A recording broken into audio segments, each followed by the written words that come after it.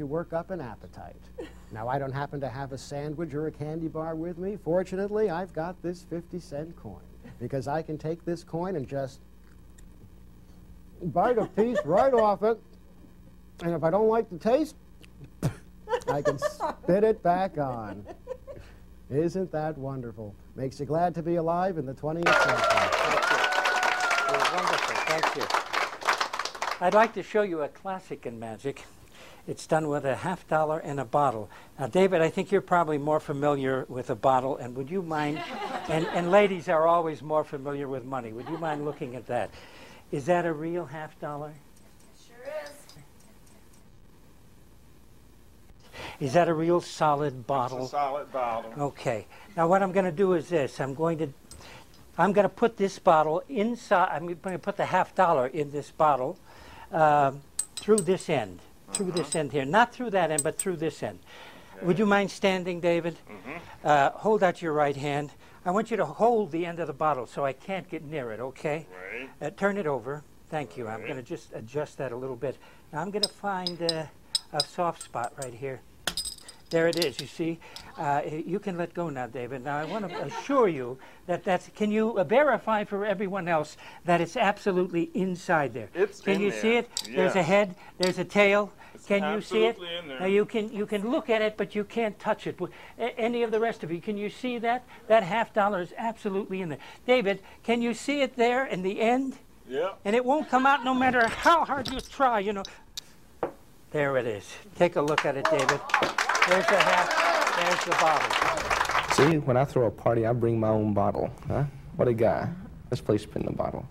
Whoops, sorry, there. No, what I'd like you to do, though, is make sure that it's a regular bottle. And, if you would, I have a purse with some change in it. Open it up and dump it out.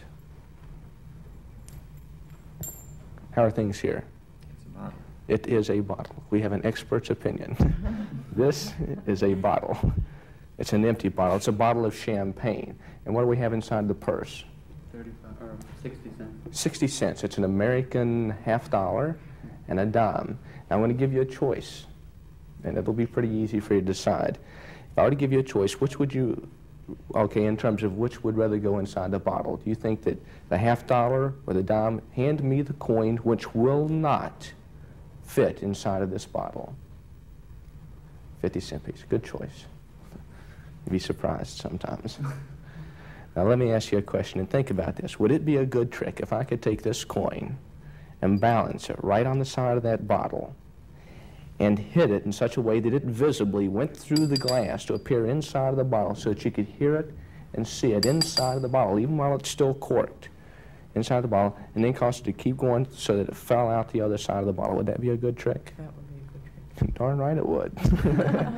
I wish I could do that, man. That'd be great.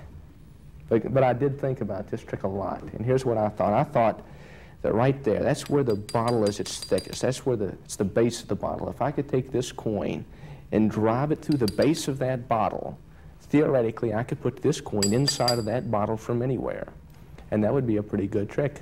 But I'd like to see, now to do that, I'd have to hold it pretty firmly because I have to hit it very hard. And when I do it, it looks something like this. Are you ready? Watch. Just like that. As you can see, it's now inside the bottle. Make certain that it's in there. Go ahead and take the cork out. See? Sure. Do me a favor. Place the dime inside to join the 50-cent piece. You thought that the dime would stay. Go ahead and put it in. So there'll be 60 cents inside the bottle. What, the dime's not going? No. No. Oh, too bad. We should have rehearsed that part, huh? Well, it doesn't matter. But it does kind of emphasize the fact that if a dime can't go in, then 50 cents obviously can't pour out. And that would be a pretty good trick because it would complete the circle of magic. See, I would go in through the bottom, and then I could pour it out through the neck. And that would be a good trick. In order to do that, Steve, would you cup both hands in front of you like this, put them together, because if I could do it, it would look something like this. Okay, you see it in there? Watch. There's the coin, and there's the bottle. And it's all due to magic. I used to leave them inside, but it almost forced me into a life of crime.